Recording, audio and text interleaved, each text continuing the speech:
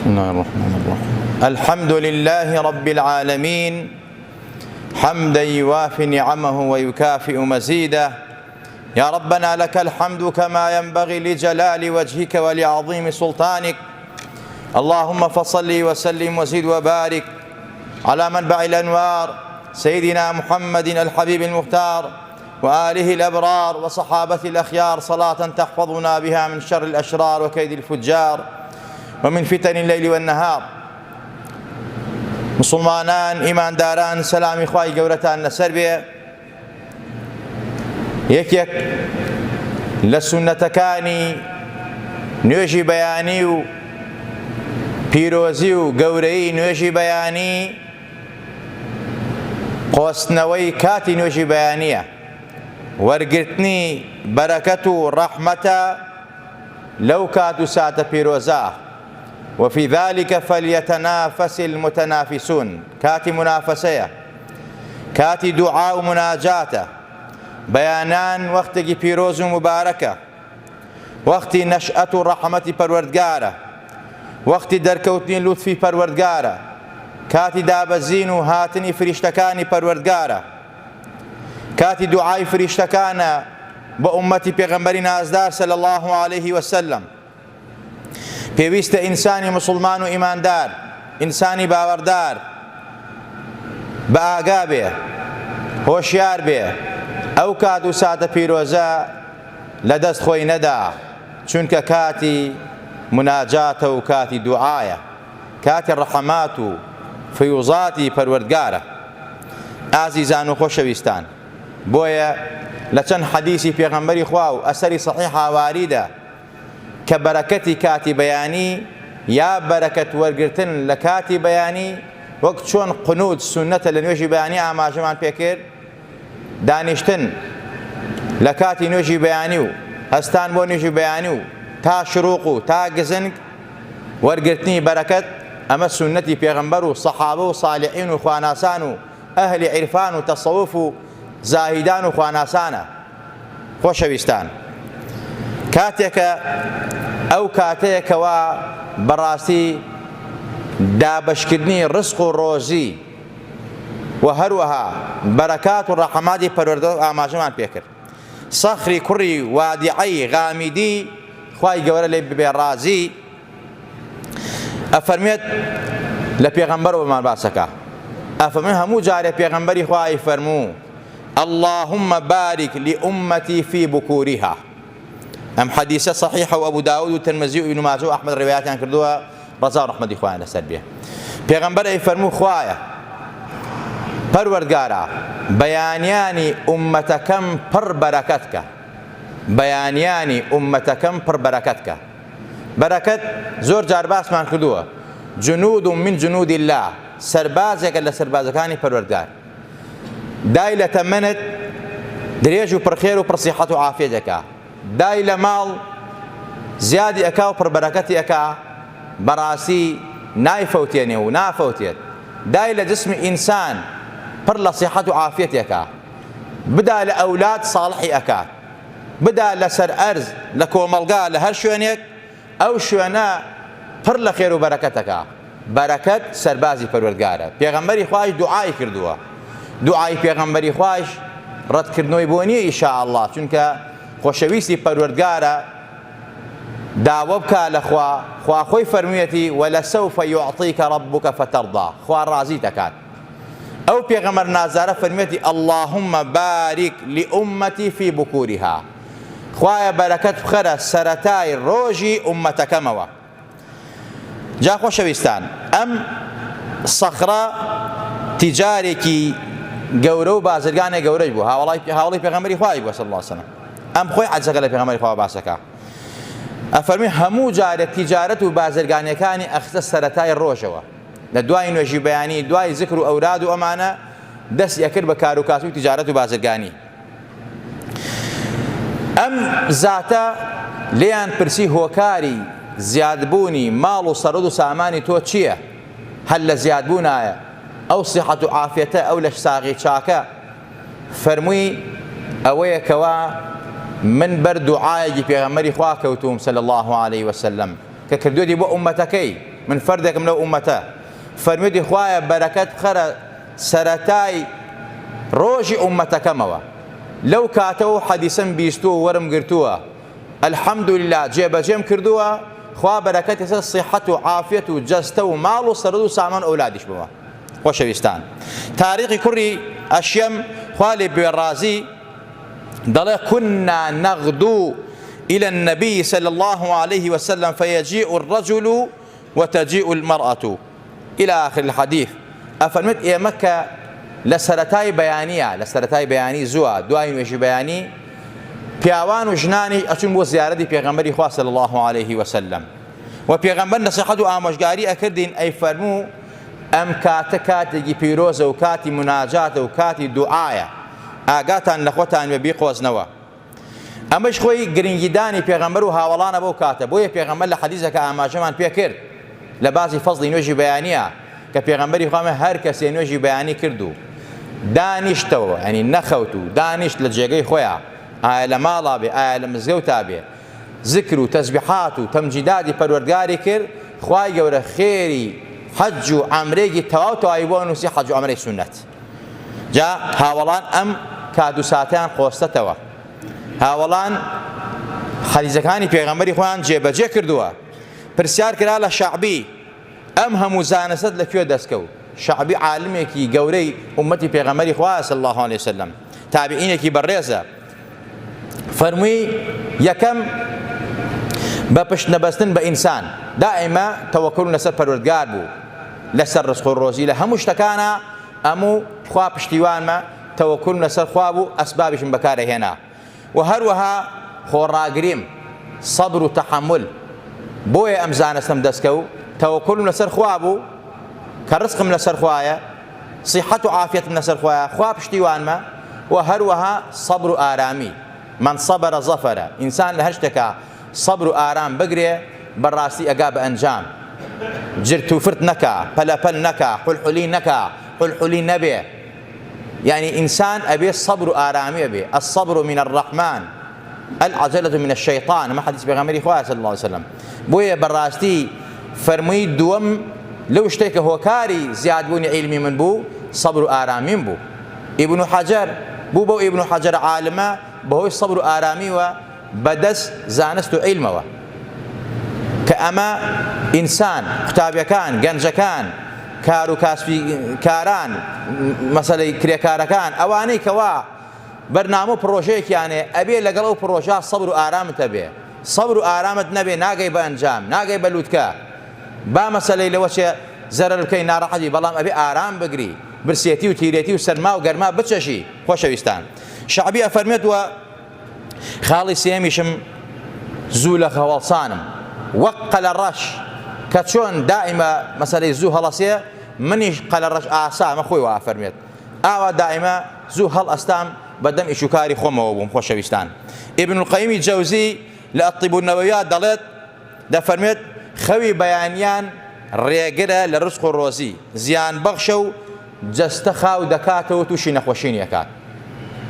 تقرير طبي علماء اطباء اواني كوا زۆرتر تووشی جەڵدەی دەماغ جەڵدەی قەلبی ئەبن زۆرێک ئەوانن کەوا بەڕاستی خەوی بەیانیانە کردەوە بە پیشە خەوی بەیانیانە کردەوە پیشە شەو ناخەون بەڵام تا مەسەلەی ئیتر لە درانگی شەو ئاخەون یا لە نوێژی بەیانی ئاخەون تا دەوری نیمەڕۆ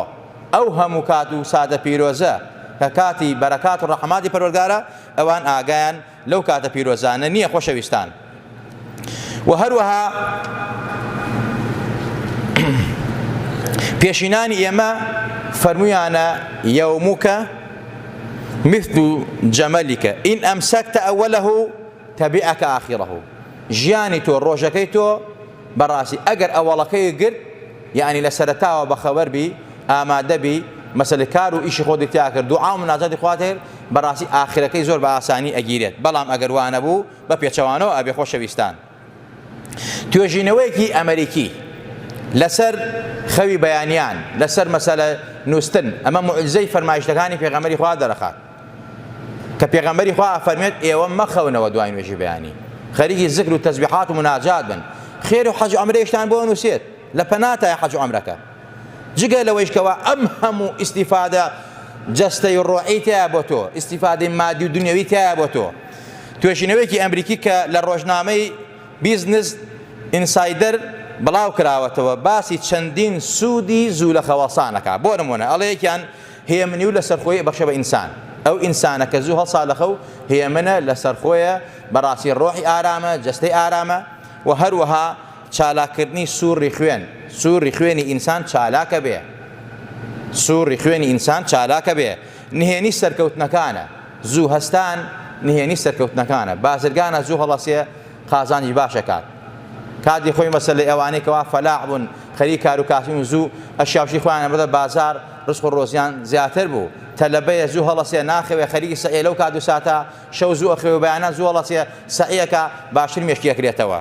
نهێنی سەرکەوتنەکانە، زیادبوونی بەروبوومە، هەستکردنە بە بەختەوەری. تۆ مەخەوەرە دوای نوێژی بەیانی تا شڕۆق تا گزنگ تا سعات حوت وەشتۆمانە قەیلولا خۆ لە سعات 11 خۆ کە قەیلولە سونەتە. پێغەمبەری خوا فەرمووی قەیلولە بکەن چونکە شەیطان قەیلولە ناکە. و سوود و قازانجی خەوی شەوی شەیوە معلوماتان لە 11 بۆ 12 پێش نیمەڕۆ پێغەمبەری خوا فەرمووی صلی الله علیه وسلم. ئینسان بەڕاستی جەستەیەتری هەیە، ڕۆحێتری هەیە کە نەخەوتەوە خەریکی زکر و فکر بوو. هەندێک خەریکی ڕاضی ئەبن بەدەم ڕازەکەەوە زکرەکەن سەرەکەی جەستەیەکی ئارام، جەستەیەکی خۆش، ژیانێکی خۆش، یعنی هەتا لەزەت لە خواردنیشە بە، لەژەت لە ژیانە بە. بەڵام ئەگەر خەوت کە هەڵئەسێ یانی ئەڵێ بڵ 5 نەفەر لێیان داوەنە ناڕەحەتەکە هەڵەسێ لە خەوت. بۆیە ئەمە هەتا خەڵکانی غەیرەدینیش ئەمڕۆ ئیستیفادە لە فەرمایشتەکانی پێغەمبەری خوا ئەکەن. مەسەلە ئەڵێن ئەمە موعجیزەی پێغەمبەری خوا صلی الله علیه وسلم، هەر بۆیە پێشینانی ئێمە سالیحان و خواناسان ئەمەیان کردو بە پیشە دوای نوێژی بەیانی نەخەوتنەوە، یا تەدریسیان نەکرد، یا قورئانیان نەخوێن بە کۆمەڵ، یا بە تاک تاک زکریان نەکرد، یا خەریکی مناجات بوون، یا خەریکی کار و بار و ئیشی خۆی بوو بۆ ئەوەی کەوا خوای گەورە بەرەکەت لە حاڵ و ماڵە دانیا. و هەروەها حەدیثی پێغەمبەری خوا واریدە، هەرچەند مەرفوعە بەلای حەزرەتی عوسمانە یا بەلای هەندێک لە سەحابەی تری پێغەمبەری خوا یا بەلای دایکی ئیماندارانە، بەڵام دیارە ئەم سەحابانە لە پێغەمبەری خوایان بیستووە کە پێغەمبەری خوا صلی الله علیه وسلم ئەفەرمێت الصبحة تمنع الرزق. خەوی بەیانیان منعی ڕزق و ڕۆزیەکە. تەلەبەی ڕزق و ڕۆزی تۆ فێربوونی زانستە، ئەگەر بخەویتەوە فێری زانست و عیلم باش نابی. کاسبی و دوکانداری ڕزق و ڕۆزی سوارە بێت باش نابێت خەویتەوە. کاتەکان مەسەلە کاتی بەرەکەت و ڕەحمەتی خوایە، کاتی دابەشکردنی ڕزقە، تۆ خەوتی و ئاگای لێ نییە. پێغەمبەری خوا ئەفەرمێت، دایکی ئیمانداران ئەفەرمێت وإن كان شيء يرد الرزق فإن الصبحة تمنع الرزق. حضرت عائشة دایکی ئیمانداران خوا لە خۆی و باوکی و سەحابەکانی بەڕازی ئەفەرمێت ئەگەر شتێک ڕزق و ڕۆزی نەیەڵێ و کۆتایی پێبێنێ و خراپی کا و قێزەونی کا خەوی دوای نوێژی بەیانیە. ئەوە ئەم سەحابە بەڕێزانە بەم شێوازە لێکیان داوەتەوە. بۆیە مەولانای ڕۆمی ئەفەرمێت لە سەحەردا نەسیمی ڕەحمەتی دێ منوە با ڕزق و ڕەحمەتت بۆ بێ، بۆ دڵ و گیانی هەر کەس بەخەبەرە لەو خودداوە کە خالیقی قەدەرە. کەمە ماوەسای مدەڕیس دەرەجاتی عالی بێ، شێعرەکەی مەولانە فارسی ئەم کردی بە کوردی هەمویان ڕازی بێ. حەزەتی ئەنەس ئەفەرمێت لا تناموا عن طلب أرزاقكم فيما بين صلاة الفجر إلى طلوع الشمس. فسئل أنس عن ذلك فقال تسبحوا وتهللوا وتكبروا وتستغفروا 70 مرة فعند ذلك ينزل الرزق الطيب أو قال يقسم. رواه ديلمي. حضرت أنس رضا رحمة إخوائي للسربية أفرميت مەخەون لە کاتی مەسەلەی نوێژی بەیانیە یا لە دوای نوێژی بەیانیە، چونکە کاتی نوێژی بەیانی تا طلوعی شەمس کاتی دابەشکردنی ڕزق و ڕۆزیە. لەو کاتا زکر و تەسبیحات و ئیستیغفار بکەن. هەر کەسێک مەسەلە 70 جار وتی سبحان الله والحمد لله ولا إله إلا الله والله أكبر، یا أستغفر الله سبحان الله والحمد لله ولا إله إلا الله والله أكبر 70 جار، خوا ڕزق و ڕۆزی ئەڕژێنێ بەسەریا. یعنی مەبەستەکە ئەوەیە ئینسان بە ئاگا بێ و بەخەبەر بێ و غافڵ نەبێ، زکر و یادی خوا بکە، خوا ڕزقی باش و پاکی بۆ ئەنێرێت، ڕزقی حەڵاڵی بۆ ئەنێرێت، یا لە دابەستکردنی ڕزقا بەشی ئەبێت. خۆشەویستان، ئیبن قەیم لە زاد المەعادە ئەفەرمێت لە هیدایەت و ڕێنمایی پێغەمبەرە صلی الله عليه وسلم بەخەبەربوون لە دوای نوێژی بەیانیوە. ئەفەرمێت چونکە ئەو کات و ساتە کاتێکی پیرۆزە، وەکو چەند حەدیثمان لەسەری ئاماژە پێکرد، وفرميتي وأردأ النوم نوم أول النهار وأردأ منه النوم آخره بعد العصر. أفرميت خرابترين خويك بو دنيا وديني إنسان خوي دوای نوێژی بەیانیە، لەو خراپتر خوي دوای نوێژی عەسرە. چونکە پێغەمبەر لە حەدیثێکدا ئەفەرمێت ئەوەی دوای نوێژی عەسر بخەوێ ئەگەر شێت بوو ئەگەر تێک چوو لەسەر خۆی، یعنی ئەو کاتانە بۆ خەو باش نییە، کاتی مناجات و دوعایە. پێغەمبەری خوا وای فەرمووە، وەکو ئەرزم کردن ئەمڕۆ کابرای ئەمریکی و کابرای بەریتانی و کابرای هندۆس و ئەمانە دیراسی حەدیث پێغەمبەری خواکە حقەت و ڕاستی فەرمایشتەکەی پێغەمبەری خوای بۆ دەر. ئەمە کێ فێری پێغەمبەری خوا کرد؟ عەلەمەهو شەدید القووا، زاتی حەق تەعالا فێری کرد. بۆیە عەبدوڵای کوڕی عەباس مناڵێکی بوو، ئەگەر بچواتۆ لەو کاتە بخەوتە لێی ئەدا خەبەری ئەکرد و ئەیفەرموو ڕۆڵە کەی کاتی خەوە نەکبەت هەستە مناجات و دوعا بکە بە دوای ڕزق و ڕۆزی خۆ تا بگەڕێ. ئێستا ئێمە مناڵەکەمان شەو تا بەیانی ناخەوێ، بەیانیان تخوا خەبەری مەکەرەوە بە نوێژی بەیانی، با ئەم شەو نەخەوتەوە بخەوێ بۆ خۆی، با بخەوێ بۆ خۆی. ئەوە نەکبەتی خۆشت و مناڵەکەشتە، ئەوە نەکبەتی مناڵەکە دەوێتەوە، تۆ دڵسۆز نین بۆی. خۆشەویستان، ئەمە کاتی بەیانە ئەم بەرەکەتەی هەیە. ئێمە نەک کاتی بەیانی لەدەست دەدەین، بەڵکو زۆر جارە بەهۆی نەخەوتنی شەومانەوە نوێژی بەیانی ئەکەین بە قوربانی دانیشتنی شەومان. کەواتە تۆی موسڵمان و ئیماندار بەهۆش بێرەوە، ئاگات لە خۆت بێ، فەزائیل و گەورەیی کات و ساتەکان لە دەست مەدە، ئەو کات و ساتە ڕۆی لە تەمەنت ناگەڕێتەوە. نوێژی بەیانی و کاتی نوێژی بەیانی ئەم سونەتە پیرۆزانێتیایە، ئەم کارە چاکانێتیایە، قازانی دین و دنیایەتیایە بۆ لە دەستی ئەدەی، با لە دەستی نەدەین. خوای گەورە لە هەموو لایەکمان ڕازی بێ، خوا لە هەموو لایەکمان خۆش بێ، خوا عاقیبەتمان بەخێر بگێڕا، خوا تەوفیقمان بێ، خوا یارمەتیمان بێ، بتوانین کاتە سواتە پیرۆزەکان کاتە زێرینەکان بقۆزینەوە، منافەسە یەکتری لەو کاتانە بکەین، نەک منافەسە ناشەریفانە پەروەردگارە، منافەسە بکەین لە عیبادەتە، لە چاکە، لە خزمەتە، لە دڵسۆزیە، لە ئیخلاسە. یا ربی خوای دڵمان پڕ لە نور و بەرەکەتی خۆت کەی، یا ربی خوای هیدایەتی خۆمان و ماڵ و منداڵمان بکەی، ئیسلاحی حاڵی خۆمان و ماڵ و منداڵمان بکەی، یا ربی خوای لە گوناهی خۆمان و باوک و دایکمان خۆش بی، یا ربی خوای گیان بە ئیمانەوە بمانژێنەوە بمان برێنە زیندومان کەرەوە، یا ربی خوای لە وەبا و نەخۆشی و ناخۆشی پارێزراومان کە، بە تایبەت ئەم نەخۆشی کۆرۆنا، یا ربی خوای نەک لەسەر موسڵمانان لەسەر هەموو ئەرزی هەڵگرە، یا ربی خوای لە کۆڵی مرۆڤایەتی کەرەوە، یا ربی خوای لێت ئەپارڕێنەوە بە ناو جوانەکانی خۆت و ئیسمی عەزەمی خۆت، یا ربی خوای گیان مناڵەکانمان دڵیان پڕ لە بەرەکەت کە، هیدایەتیان بە، عاقیبەتیان بەخێر بگێڕە، حوسنی خاتیمە بە ئێمەش و بۆوانی ببەخشە، خوای لە سوئی خاتیمە لامان دەی، خوای لە عاقیبەت شەڕی لامان دەی، یا ربی خوای گیان دڵمان منەوەرکەی بە نووری قورئان، بە نووری پێغەمبەر صلی الله علیه وسلم، خوای لێت ئەپارڕێنەوە بە ئیمانەوە بمانژێنە بمان لەنە زیندومان کەرەوە، یا ربی خوای لە ڕۆژی قیامەتە لەبەر سێبەری عەرشی خۆدا دامان بنێ، یا ربی خوای گیان پێغەمبەری نازداری خۆشەویستی خۆت و پێغەمبەری ئێمە سەڵات و سەلامی لەسەر بێ، بانگمان بکە بۆ سەر حەوزی کەوسەر، دەرمان نەکا بە دەستە پیرۆزەکانی ئاوی کەوسەرمان باتێ، لە توینەتوی نەکبەتی دنیا و قیامەت ڕزگارمان بێ پەروەردگارە، یا ربی خوای گیان لێت ئەپارڕێنەوە. ئەوانەی داوا دوعای خەیریان لێ کردوین، بە تایبەت کۆمەڵی خەڵک مناڵیان چۆتە دەرەوە لەو ڕێگا بێسەر و شوێنە دیار نەماوە یا گیراوە، هەندێک نەخۆشیان هەیە، یا ربی خوای گیان لێت ئەپارڕێنەوە منداڵەکانە مەحفوظکە، پارێزراویکە، بیانگە بە ئاوات و شوێنی خۆیان، حیا و حورمەتیان پارێزاوکە، ئەخلاقیان پارێزاوکە، دینیان پارێزاوکە، لە دەستی زاڵم و ستەمکار بیان پارێزە پەروەردگارە، یا ربی خوای گیان ئەو نەخۆشانەی داوای دوعای خەیریان لێ کردوین، هەندێکیان گیرۆدەن بەم نەخۆشی کۆرۆناوە، دکتۆر جوابی کردوون، خوایە تۆ شافیت، تۆ کافیت، یا ربی خوای صحەت و عافیت لای تۆیە، هەموو عیزەتێ لای تۆیە، یا ربی خوای گیان، یا ربی خوای گیان قسەکانی دکتۆر وا نەبێ،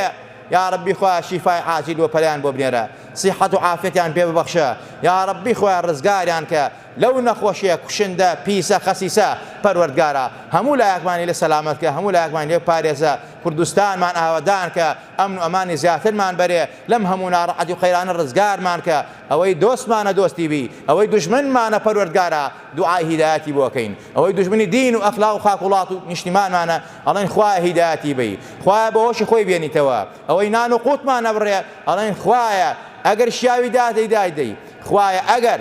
قابلی هیدایەت نین زاڵم و ستەمکارەکان دەسەڵاتدارانی کوردستان خیانەتمان لێکەن